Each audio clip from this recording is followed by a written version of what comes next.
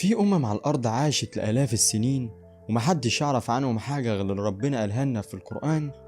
كانوا سبب في الخوف والرعب لحد ما اتبنى عليهم سد ومحدش شافهم تاني لحد يوم النهارده. هنتكلم عن السر الأعظم في التاريخ، عن يأجوج ومأجوج، القوم اللي اتقال عنهم انهم هيدمروا الارض كلها في اخر الزمان. يأجوج ومأجوج اتذكروا مرتين في القرآن في سورة الكهف، سورة الأنبياء.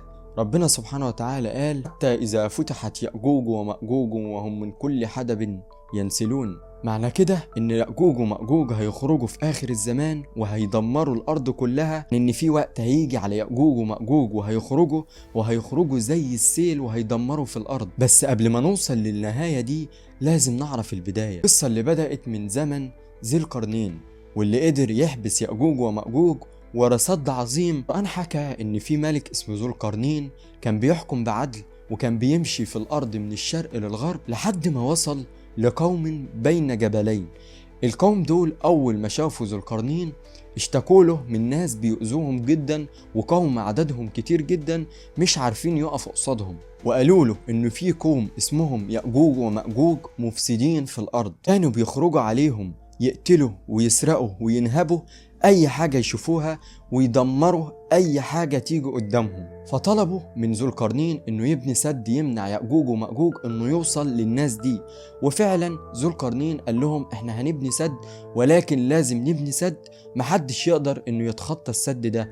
طبعا قوم يأجوج ومأجوج كانوا كتار جدا ويقدروا يدمروا أي حاجة، فلازم الهندسة بتاعت السد ده تكون خارقة للطبيعة عشان يأجوج ومأجوج ما يعدوش للناحية التانية. وفعلا ذو القرنين جاب الحديد والنحاس صهرهم على بعضيهم وخلاهم أملسين، بحيث لو حاولوا يتسلقوا اللي هو القوالب عملها ذو القرنين ايديهم تتزحلق وما يعرفوش يعدوا السد ده. فعلا ذو القرنين بنى سد كبير جدا وضخم محدش يقدر يخترقه الا بمعجزة. ولكن المفاجأة مش هنا، المفاجأة في ان الرسول صلى الله عليه وسلم عليه افضل الصلاة والسلام قال لنا: ويل للعرب من شر قد اقترب، فتح اليوم من ردم يأجوج ومأجوج مثل هذا. الرسول عمل كده بإيده، معناها إنها فتحة صغيرة جدا، ولكن الرسول قال لنا: ويل للعرب من شر قد اقترب. لا كده إن يأجوج ومأجوج بمجرد بس إنهم فتحوا حتة صغيرة جدا كده إنهم قربوا يخرجوا.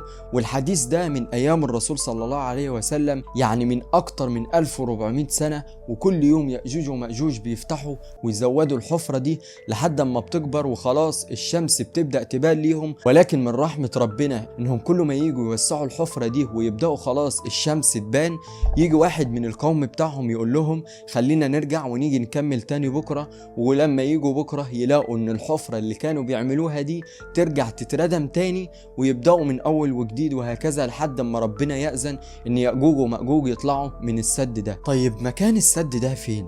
هنا تبدأ الحيرة، السد فين؟ وليه ما حدش شافه؟ في علماء كتير جدا من علماء المسلمين حاولوا يوصلوا لمكان السد ده، ولكن ما قدروش برضه انهم يوصلوا للمكان بتاع السد بتاع يأجوج ومأجوج. في ناس قالت انه في قوقاز، في ناس قالت انه بين جيورجيا وروسيا، وفي ناس قالت ان مكان السد ده في الصين عند سور الصين العظيم. بس الغريب ان ولا واحد من دول مبني على ادلة حقيقية ولا مطابق للوصف القرآني. بعض الباحثين قالوا ان السد ده اصلا مش موجود على وش الارض، ولكن هو تحت الارض، ونزل لما كان في براكين بتحصل في الارض بشكل شديد، فالسد ده نزل بيأجوج ومأجوج تحت الارض، وهم دلوقتي مكانهم تحت الارض. وفي فرضية تاني اغرب بتقول ان السد ده اصلا مش موجود في الارض اللي احنا عليها، ده في طبقة تاني من الارض. في اقاويل كتير جدا بتقول على مكان سد يأجوج ومأجوج، ولكن في النهاية المكان بتاع السد لا يعلمه الا الله. وفي الاخر هيفضل مكان السد ده في علم الغيب ومكان ما يعرفوش غير ربنا، لحد ما يظهر حاجة تدلنا مثلا على مكان السد ده ونقدر نشوفه ان هو مثلا قدامنا ويأجوج ومأجوج بيحفروا من الناحية التانية. طيب هم مين يأجوج ومأجوج واشكالهم عاملة ازاي وينتموا لأي فصيلة؟ ينتموا للبني ادمين، هم بني ادمين زيهم زينا، ولكن اشكالهم واحجامهم مختلفة عننا تماما. في بعض الروايات بتقول ان يأجوج ومأجوج عمالقة جدا واشكالهم زي الوحوش واجسامهم بتكون ضخمة جدا، لدرجة انهم قالوا ان ممكن واحد بس من قوم يأجوج ومأجوج يغلب 1000 مننا. اتقال ان وشوشهم زي الدروع وعيونهم حمرة زي النار.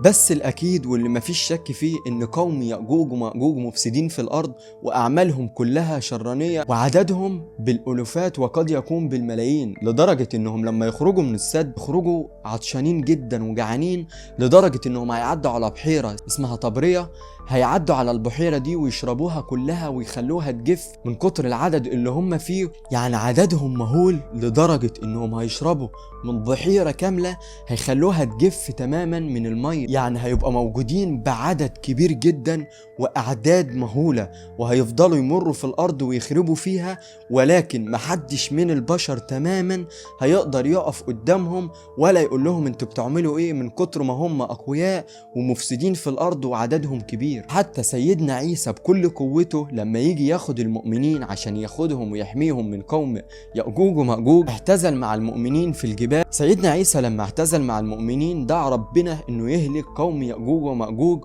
وعلى فكرة قوم يأجوج ومأجوج ما كانش حد هيقدر يهلكهم الا لما سيدنا عيسى هيبدأ ان هو يدعي ربنا، فربنا يرسل عليهم دود. الدود ده هيبدأ ان هو يخرج من رقاب يأجوج ومأجوج وهيفضل ياكل فيهم لحد ما يموتوا.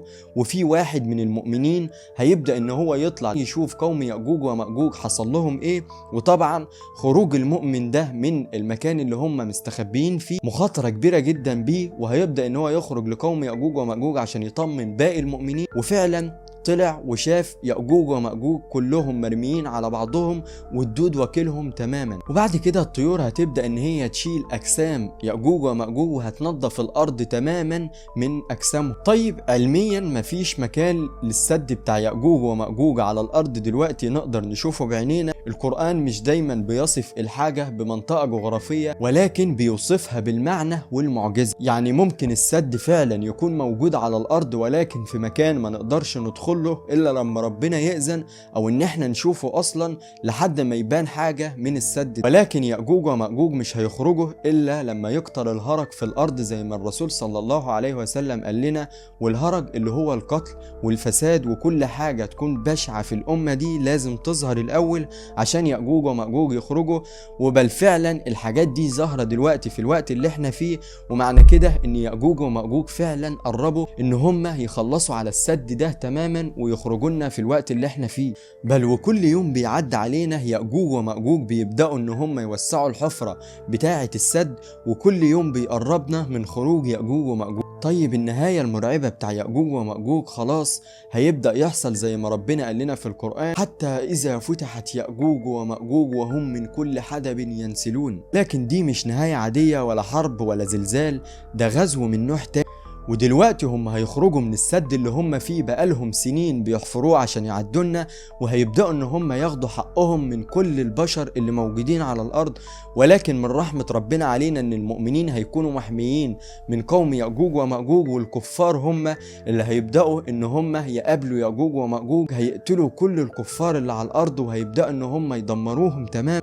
بس السؤال اللي المفروض تسأله لنفسك: هل انت جاهز ان انت تحضر يوم زي ده؟ خلاص علامات الساعة الكبرى هتبدأ ان هي تظهر، يوم القيامة هيبقى خلاص قرب اكتر واكتر، وكل العلامات الكبرى يعتبر ان هي ظهرت. سيدنا عيسى نزل وبدأ ان هو يحمينا في الجبال، فلازم انت تكون مستعد لفتنة كبيرة جدا زي يأجوج ومأجوج. ربنا اعلم اذا كنا هنحضر يوم زي ده ولا لا، واعلم برضو بيوم خروج يأجوج ومأجوج. كلها دي حاجات في علم الغيب، ولكن احنا بندعي ربنا انه ان شاء الله يحفظنا من الفتن دي كلها، وهتكون فتن عظيمة جدا مش هيعديها غير المؤمنين اللي كان ايمانهم كبير جدا بربنا. طيب وكده نكون وصلنا لنهاية الفيديو من قصة يأجوج ومأجوج. ان شاء الله يكون الفيديو عجبكم واستمتعتوا بيه. قولوا لي تحت في التعليقات لو عايزين نقول قصص معينة انتوا تحبوا تسمعوها. وكده نكون وصلنا لنهاية الفيديو. ان شاء الله تنزلوا تصلوا على النبي عليه افضل الصلاة والسلام تحت في التعليقات. شكرا ليكم والسلام عليكم ورحمة الله وبركاته.